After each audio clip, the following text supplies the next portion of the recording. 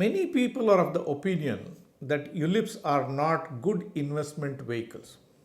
Their argument is in case of ULIPs, insurance and investment gets clubbed together because of which your returns are suboptimal. But is it the truth? Does the facts and figure tell whether this argument is right or wrong? In this episode, I am going to discuss everything about these ULIP plans that you need to know. I will put up the facts and figures in front of you and leave the judgment to your hands whether the ULIPs are really the bad plans or they are just made to appear as the bad plans. This is NRI Money Clinic for you, and I am Dr. Chandrakantha, but investment consultant and a financial planner.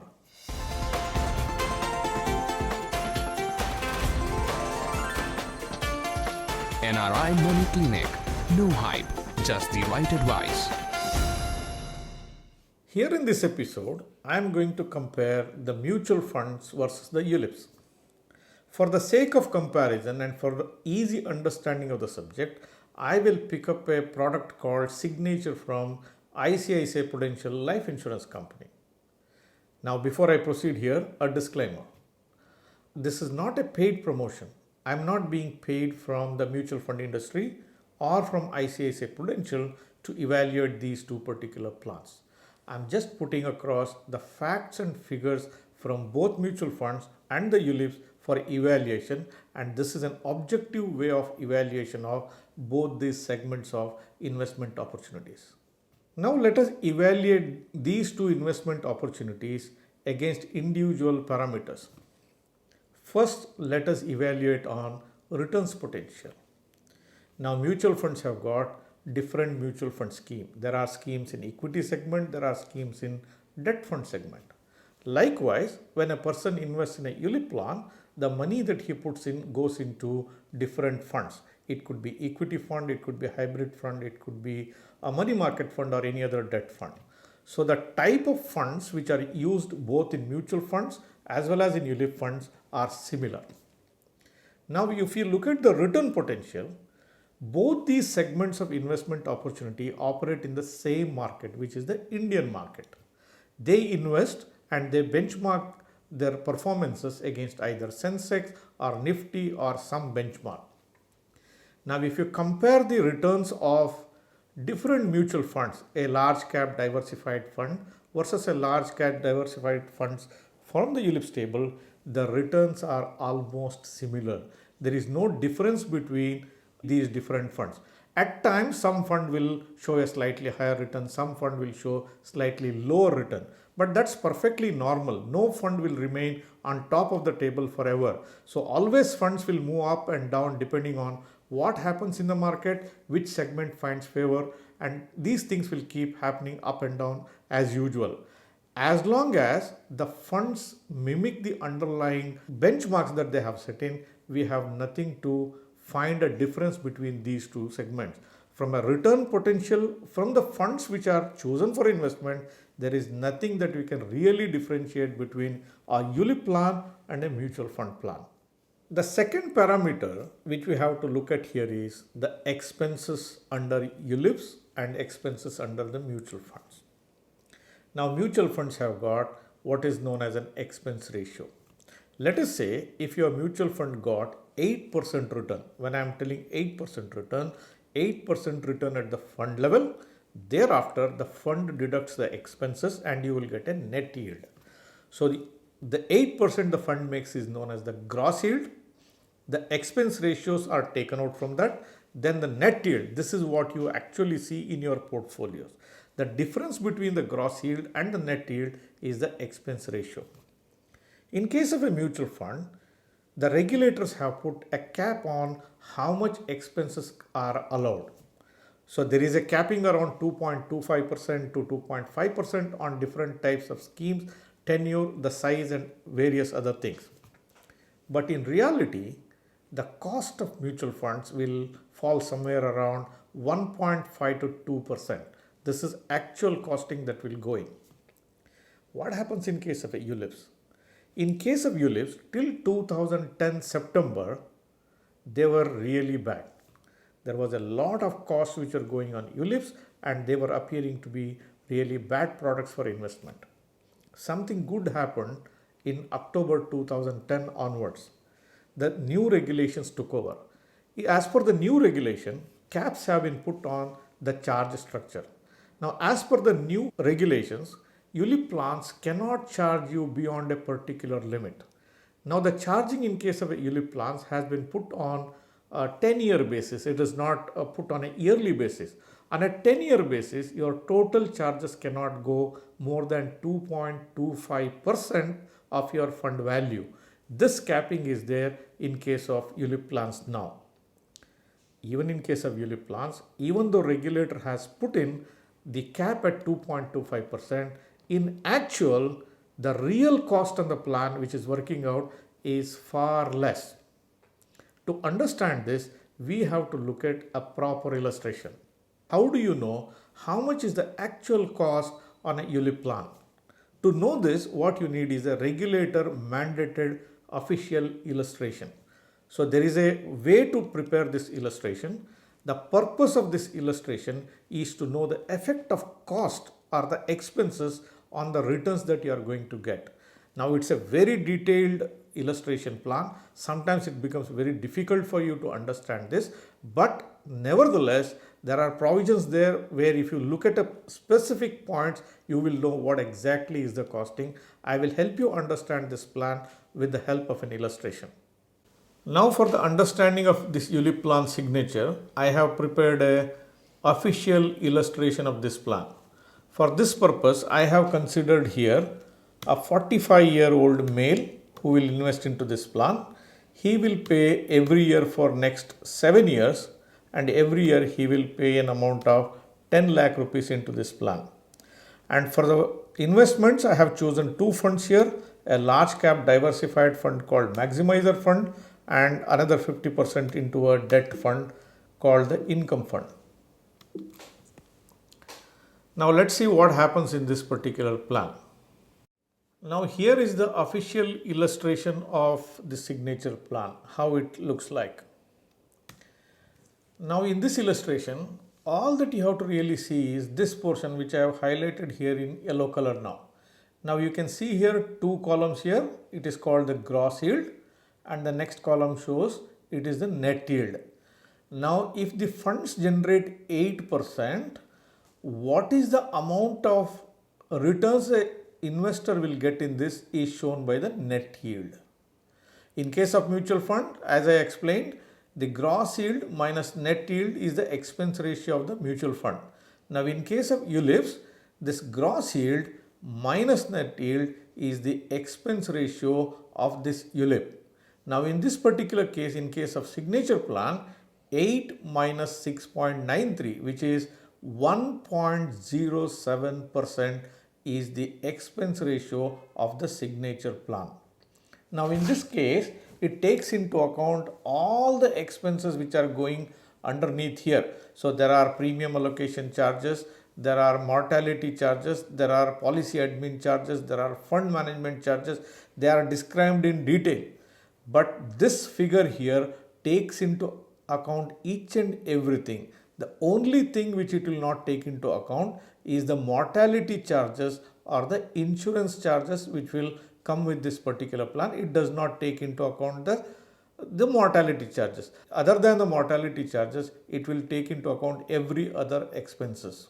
Now let us look at whether the mortality charges which is applied on this plan really affect your returns. Now we are under the impression that because it's an insurance plan, so continuously there is a heavy insurance charges which gets applied on the plan. Now in this particular case, in case of signature plan, you will be very surprised to see the cost of insurance keeps dropping every year. See, in the first year you can see here 26,065 is the mortality charges. That is to give you 1 crore insurance for a person of 45 years, that is a male. But it drops every year by about 7th, 8th, 9th, 10th year, depending on what happens in your plan. There will not be any insurance cost beyond that point. Now suppose if you have purchased a plan for 20 years, don't be under the impression that the insurance cost is charged on the plan for 20 long years. No, it is only in the beginning. Why does the insurance cost keeps coming down year after year? To understand that, you have to look at the death benefit which is mentioned here in the last column. Now in the beginning of the plan, you have invested just about 10 lakh rupees into the plan. If something happens to the person, the insurance company will give out a crore of rupee, 10 times the amount that you pay as the premium is the amount the insurance company pays. Now this difference between 1 crore and the 10 lakhs, that is the difference here is approximately 90 lakhs here after the charges and other things. To cover for this expense, the insurance company charges you an insurance premium of 26,065 on the plan for year 1.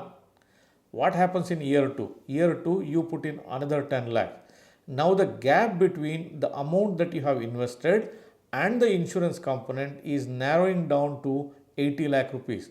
Therefore, the second year, the cost of covering your life for this remainder of this 80 lakhs is coming down. Like this, year after year, the cost of insurance keeps coming down, and at some point of time, now here in this case, by 10th year, your own funds are at 1 crore rupees and the insurance that you have put in is for 1 crore. So there will not be further insurance at all. In this plan, in the event of death, it is not the 1 crore plus your fund value which gets paid out, but it is the fund value or the insurance amount whichever is higher.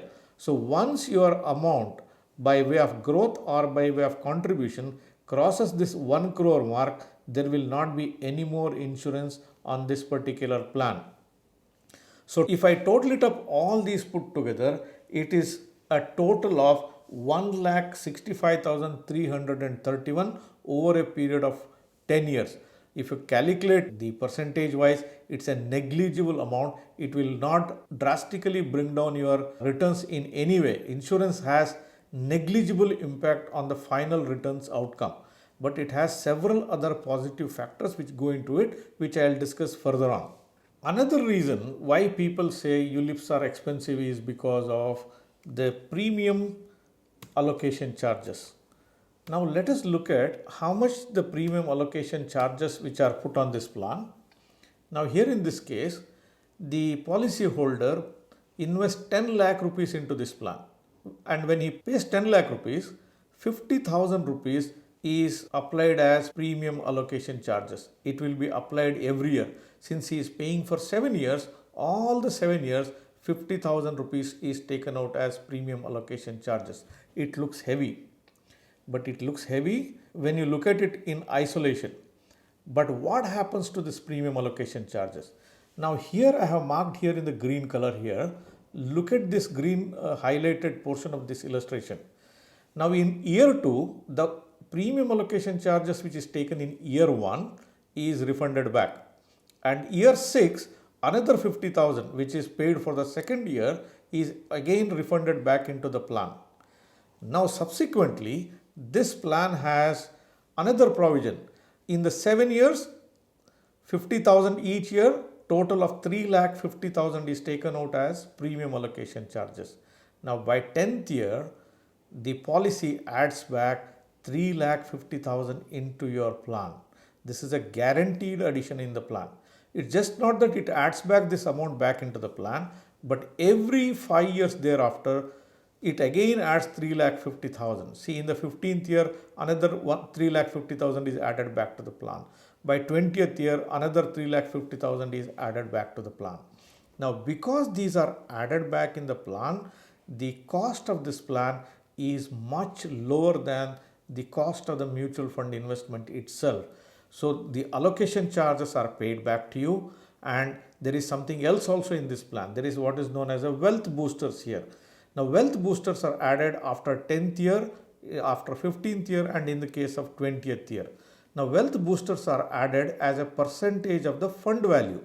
If the fund performance is higher than what is projected here, the wealth boosters will be much higher. This will also offset several of the costs here, and net result of all this is we have a very low expense ratio which is working out on this plan. It is really surprising that this signature plan is much more profitable and low cost than any mutual funds that we can think of here. The next parameter I'm going to evaluate is with respect to taxation. What happens to the taxation on mutual funds and what happens to taxation on ULIP plans? Now, in case of mutual fund, there is a capital gains tax. Whatever the profits you make in your portfolio, you are supposed to pay 10% capital gains tax. Whereas in case of ULIPs, because it is categorized as an insurance plan, and as long as the insurance component in a ULIP plan is 10 times of your annual contribution. In the examples I took, the customer is paying 10 lakh per year, the insurance was 1 crore, which is 10 times more than his annual contribution. There are no taxes to be paid, and this is going to be a huge saving. Now, going back to the illustration what I discussed with you now, suppose if you have put 10 lakhs each year for next 7 years in mutual funds, or if you have put the same 10 lakhs for next 7 years in a ULIP plan, the signature plan what I discussed, at 8% rate of return, you would have got roughly about 2 crore rupees by end of 20 years. If you had done this through mutual fund, the profits that you have made, you have put in over 7 years 70 lakh rupees and your matured amount is 2 crores. So your net profit is approximately 1 crore and 30 lakhs. At the rate of 10% taxation, you have to pay 13 lakhs as the capital gains tax. Whereas in case of ULIP plans, you don't have to pay this 13 lakh amount as the capital gains. And that's a huge gain that you stand to make by subscribing to this particular ULIP plan. The next parameter I'm looking at is from the point of view of liquidity. In case of mutual funds are 100% liquid at all times. Whereas ULIPs are illiquid in the beginning of the plan, but they become liquid subsequently. The first 5 years in a ULIP plan, you can't take out the money. But once they complete 5 years, then you can either do partial withdrawals or you can completely withdraw from this particular plan without any penalty or taxes. The next parameter I am looking at is periodical evaluation of the plan and resetting the asset allocation. How much money should be there in the equity, how much money should be there in the debt, should I move money from debt to equity or equity to debt? Now, when we try to do an asset allocation adjustment or rebalancing in case of mutual fund, they will come under taxation. As I said, if there is a capital gains tax, the 10% of the capital gains tax has to be paid. In case of a debt funds, if you have held it for more than 3 years, then you have to pay after the indexation 20% capital gains tax.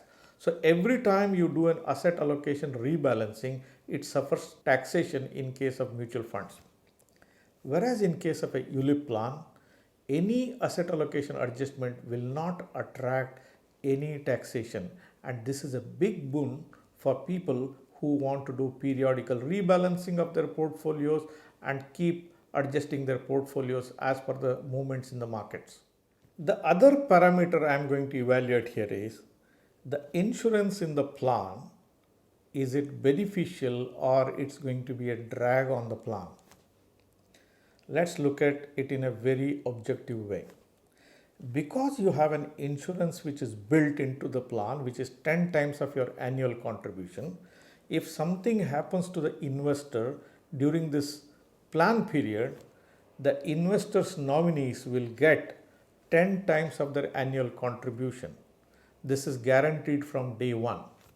If a person has invested 10 lakhs in a mutual fund and if he dies subsequently, the nominee will get 10 lakhs, whereas in case of a ULIP plan, he will get a crore of rupee. This is a protection benefit which gets packed into it. There is a second benefit. Because this insurance has come into this plan, it has escape tax. Now, in the illustration that we discussed, the total amount of premium that you paid over 7 years or 10 years period there is 1,65,000 rupees. But because you paid this insurance premium, the plan has become tax free and the total taxes that you saved is 13 lakh rupees. On one side, you are spending about 1,65,000 rupees as insurance premium over a period of 10 years, but at the end of the maturity, you stand to gain by way of 13 lakhs rupees as the saved taxes. Now here on the screen, I am going to show you the summary of comparison, the returns, the expenses, the taxes, the liquidity, and effect on asset allocation adjustments, and how insurance benefits in these two particular things. Now that I have shown you that this plan's signature, which is from the ULIPs table, there is nothing wrong in investing into this plan. The next question that comes to my mind is, can everybody use this plan? Can it be used left, right, and center? The answer to that is no, everyone cannot use this particular plan. This plan is most suitable for people who are in the age band of less than 45 years. You can still use this plan up to 50 years of age, but after 50 years of age, the insurance premiums that go into this plan will become a drag on the plan. So be careful, it's not that everyone can use this particular plan. Look at your age.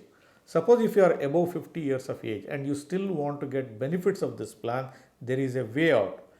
What you can do about it is, you can buy this plan as the plan owners, and the life insured in this particular plan could be a younger member of the family. It could be your spouse if there is a big age difference, or it could be your children.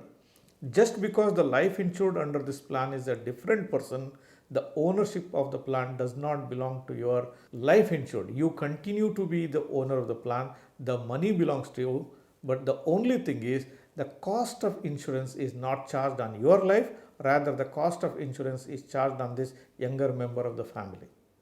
This ULIP plan can be used only for long-term planning. If you are investing your money for a short-term period of 1 year, 2 year, 3 year, 4 year, 5 year period, ULIP plans will not fit into your requirement.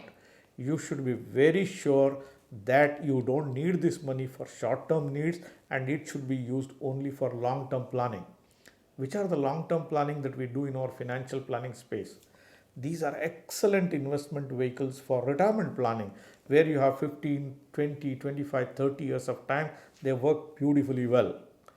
If you have a child education planning to be done using this particular plan, in the beginning, at the young age of the child, where you have more than 10 to 15 years of tenure possible in this particular plan, then you can use it.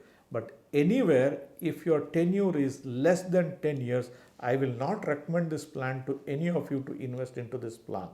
This plan can be used only when you have more than 7 years of time horizon available with you. So dear viewers, if you want to do any investments, be it for retirement purpose, be it for child education purpose, or for wealth building purpose using the signature plan, or through mutual funds or any other investments, you can make best use of my distribution services. I have shown my WhatsApp number here on the screen. You are free to contact me from any part of the world, anytime, and I'll help you to zero in on the best plans and the best portfolios for you to gain a inflation beating returns on your investments. So dear viewers, if you think the topic that I discussed today added some value to your thinking, give me a thumbs up. If you are not yet subscribed to this channel till now, please press the subscribe button and press the bell icon. Don't forget to share this video with your near and dear ones. Thank you very much for watching this episode on NRI Money Clinic. I will be back with you with one another video very soon. Press the bell icon for more details and subscribe our channel.